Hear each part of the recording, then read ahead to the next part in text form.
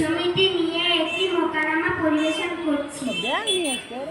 আসসালামু আলাইকুম। ওয়া আলাইকুম আসসালাম ওয়া রাহমাতুল্লাহ। তোমাকে তো ঠিক চিনতে পারলাম না। আমাকে চিনবে কি করে? আমি তো পশ্চিম কাপড়িয়া হাই স্কুলের ছাত্রী। ও, তুমি এখন কোথায় যাচ্ছ? এই তো একটু মক্তবের দিকে যাচ্ছি।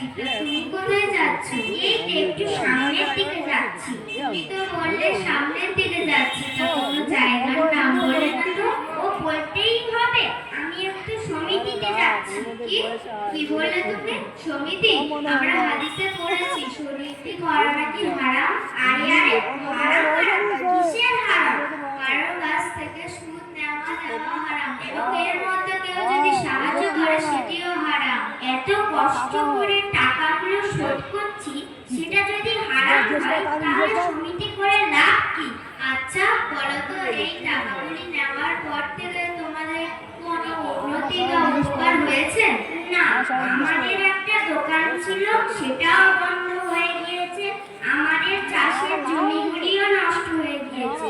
এই টাকাগুলি নেওয়ার পর থেকে আমাদের লোকটা শুধু ঠ্যাঙের ওপর ঠ্যাং দিয়ে খায় আর ঘুমায়।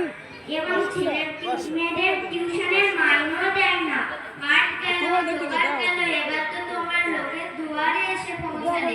আসলে হারাম জিনিসের কোনো বরকত হয় না।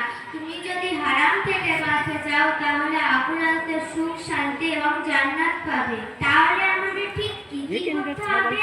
তোমাদের এখনই তওবা করতে হবে। তওবা করলে কি সব গুনাহ মাফ হবে? অবশ্যই হবে। তুমি যদি তওবা করে সমিতি না করো তাহলে অবশ্যই আল্লাহ তাআলা মাফ করে দেবে। ও, আমি তো তওবা করতে জানি না, তুমি কি আমাকে শিখিয়ে দেবে? অবশ্যই দেব। অবশ্যই বলো আস্তাগফিরুল্লাহ আস্তাগফিরুল্লাহ লা ইলাহা ইল্লাল্লাহ হুয়াল হাইয়ুল কাইয়্যুম ওয়া আতুবু ইলাইহি। আজ থেকে তোমরা কিন্তু নিষ্পাপ হয়ে গেলে। আজ নামাজ পড়বে এবং এই সমিতি থেকে বিরত থাকবে। অবশ্যই নামাজ পড়বে এবং এই সমিতির বই ফেলে দিবে।